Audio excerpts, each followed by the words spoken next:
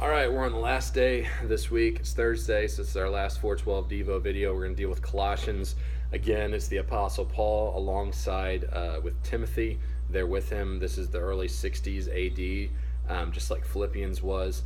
The theme of this book, and it's a huge one, is that Jesus Christ is supreme over everyone, over everything. In our terminology within 412, it would be Jesus is better than anything you stack up against him. So he goes into these things and he starts talking to the church at Colosse, and he's telling them that there's false teaching that's infiltrated the church, and it was causing some people to add unnecessary requirements to their Christian faith.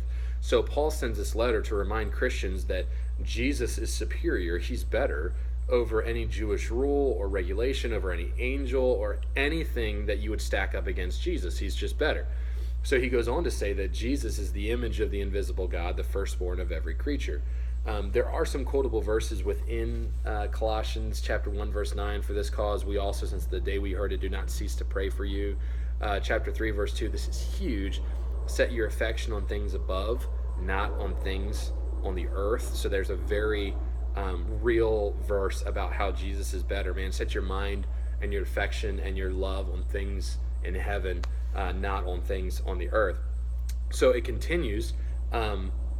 He continues to go through this and continues to talk to them about how that they need to put their faith in Jesus, and he's the one that's better than anything else.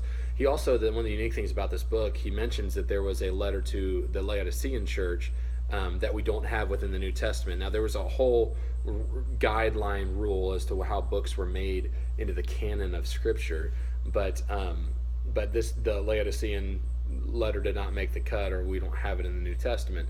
But there was a letter to Laodicea that Paul had written. So what do we walk away from Colossians with? What are we challenged with as we go through here? Chapter 2, verse 8, I'll read it to you. It says, "Beware lest any man spoil you through philosophy and vain deceit, after the tradition of men and not after Christ." Hey, let me tell you something.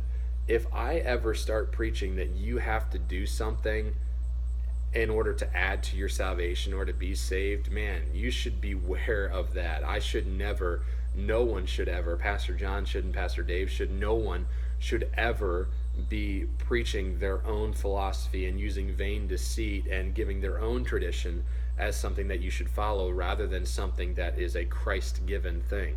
We learned in Ephesians, it's for by grace are you saved through faith, and that not of yourselves. It's the gift of God, not of works, lest any man should boast. That's the only way we're saved. That's the only way we live. It's not because someone else tells us how to live.